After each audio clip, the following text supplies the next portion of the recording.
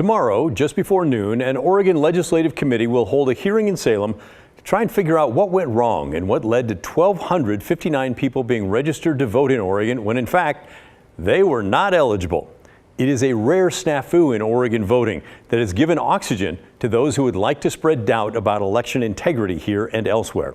Now, in case you missed it, about a week and a half ago, the Oregon Department of Motor Vehicles, the DMV, was asked by an outside group how the automatic registration of voters was going.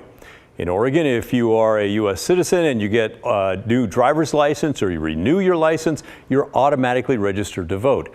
The DMV ran a review of their system and September 13th announced, whoops, they'd found some problems. 306 people registered as voters who were not citizens. Then yesterday, the agency announced the number had actually grown to 1,259 people.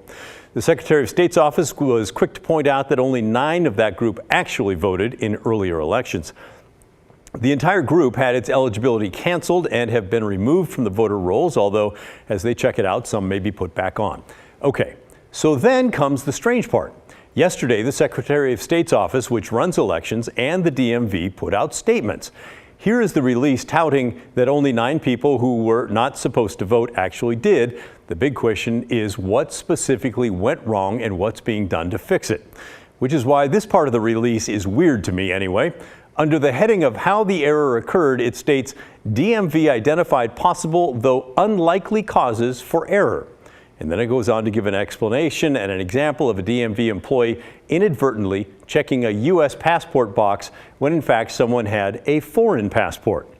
I have to tell you that possible, though unlikely, that line drives me crazy. Okay, so that's the facts.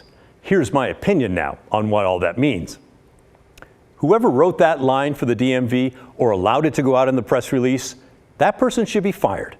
Are you kidding me? DMV identified possible, though unlikely causes for the error? Who thinks that makes a shred of sense?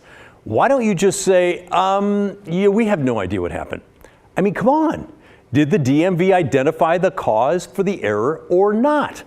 Because in the frequently asked questions section of the release yesterday, which I doubt most people read, they give the example of the U.S. passport, foreign passport mix-up, but they call it rare.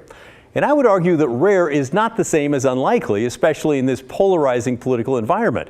In my mind, unlikely means we don't think that happened, but we'll say that it could have. Rare means, yeah, it did happen, but not very often. The communication from the agency is as clear as mud, in my opinion.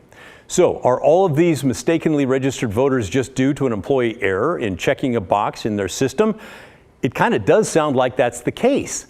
15 minutes into the news conference yesterday, leaders said that after reviewing all the data, the checking of a U.S. passport when it was actually a foreign passport is the crux of the problem. So why not say that in the press release? And by the way, how did they identify those 1,200 names? Did they go in and search for everyone who had used a foreign passport to get a license and then check to see if they were registered to vote and say, whoops? I think that's possible, but the agency's tortured explanation did not make that clear at all. I emailed them today with that question, and guess what? They did not answer.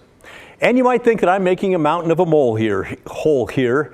Can't even say that right, but I disagree, and here's why. First, I think that Oregon has excellent election security and that the system runs with security, integrity, and efficiency all over the state, thanks to the hard work of county clerks and election workers.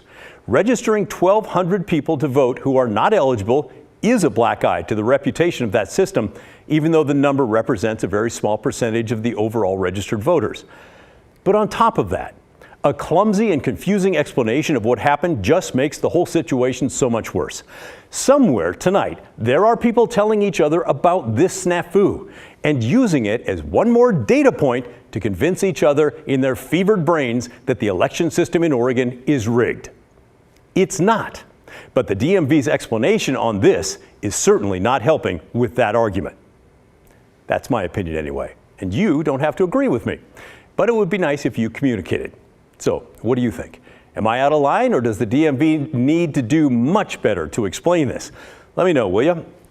The email address is thestory@kgw.com, or call and leave a voicemail. The number is 503-226-5090.